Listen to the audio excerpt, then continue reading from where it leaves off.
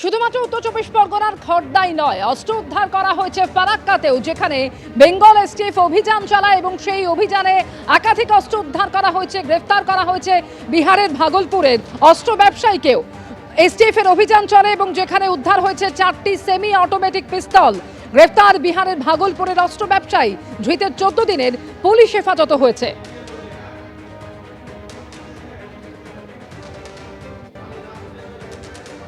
ফারাক্কার হোটেলে তল্লাশি চালিয়ে উদ্ধার করা হলো 4টি সেমি অটোমেটিক পিস্তল। রাজ্যে দিকে থেকে অস্ত্র উদ্ধার, খড়দা থেকে শুরু করে ফারাক্কা, যেখানে একের পর এক অস্ত্র উদ্ধার করলো পুলিশ এবং এর ফলে প্রশ্নে রাজ্যের আইন শৃঙ্খলা অবস্থা। প্রথমে খড়দার খবর আপনাদের জানাবো, যেখানে একাধিক আগ্নেয়াস্ত্র উদ্ধার করা হয়েছে। জানা যাচ্ছে উত্তর চব্বিশ পরগনার খড়দায় আগ্নেয়াস্ত্র এবং কার্তুজ উদ্ধার করা হয়। রাতে তল্লাশি অভিযান চলে এবং যেখানে 4টি আগ্নেয়াস্ত্র উদ্ধার করা হয়েছে, 9mm পিস্তল এবং দেশি বন্দুক উদ্ধার হয়।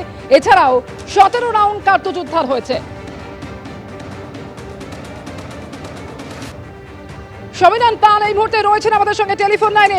সমীরণ, নাইম আনসারি যাকে গ্রেফতার করা হয়েছে এই ঘটনা এবং যার কাছ থেকেই এই অস্ত্র উদ্ধার করা হয়েছে, কি জানা যাচ্ছে? কি কারণে এই অস্ত্র ছিল তার কাছে, কোথা থেকে এলো, কি বলছে পুলিশ?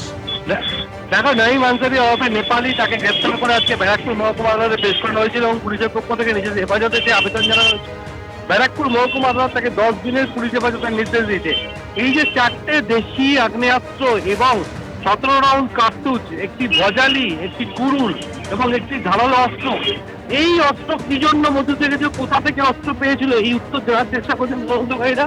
এই যোগসূত্রই খোঁজার চেষ্টা করা হচ্ছে যে এই কামারাটি এলাকার নয়া বস্তি, যেটা পানিহাটি পুরসভার 7 নম্বর ওয়ার্ডের অন্তর্গত, সেখান থেকে গতকাল সন্ধ্যায় তল্লাশি চালিয়ে এই আগ্নেয়াস্ত্রগুলো উদ্ধার হয় এবং নাইম আনসারি তখন পালিয়ে যায়। আজ ভোর রাতে তাকে সোদপুরের ধানকল থেকে গ্রেপ্তার করে খড়দা থানার পুলিশ। খড়দা থানা এবং কামারহাটি থানার পুলিশ যৌথ তল্লাশি চালায়। অর্থাৎ আরো কোথাও অস্ত্র মজুদ আছে কিনা এবং সেই অস্ত্রের লেনদেন কোথা থেকে হয়েছিল সেই বুঝতে চাইছে পুলিশ এবং তার জন্য তাকে আরো জিজ্ঞাসাবাদ করা হবে, এমনটাই জানানো। ধন্যবাদ সমীরণ। রাজ্যে একের পর এক অস্ত্র উদ্ধারের ঘটনা, বিজেপি আক্রমণ করছে তৃণমূলকে। বিজেপি নেত্রী লকেট চট্টোপাধ্যায় কি বলেছেন শোনাবো। এটা তো নতুন কিছু নয়। পশ্চিমবাংলায় মানে মানুষ খাদ্য সবকিছু সামগ্রী সেগুলোকে স্টক করে রাখে, আর এখানে পশ্চিমবাংলায় ভোটের জন্য, মানুষ মারার জন্য বিভিন্নভাবে অস্ত্র, বোমা, গুলি, বারুদ, বন্দুক পুরোপুরিভাবে জোগাড় করে রাখা হয়।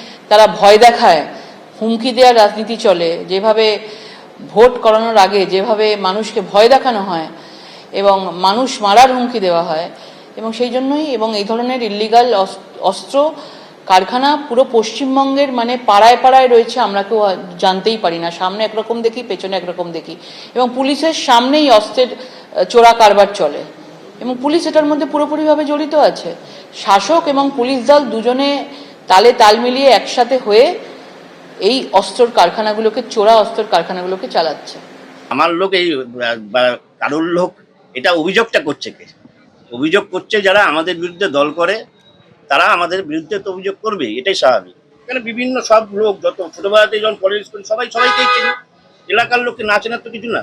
কিন্তু কেউ যদি অপরাধ করে তার দায়িত্ব তো তার, অপরাধীর শাস্তি, যে সে অপরাধ করে শাস্তি হবে। আমরা যে দল করি, মমতা ব্যানার্জির দল, এখানে অপরাধ করলে তার শাস্তি হয়, অন্য যে কোনো দলে হয় না।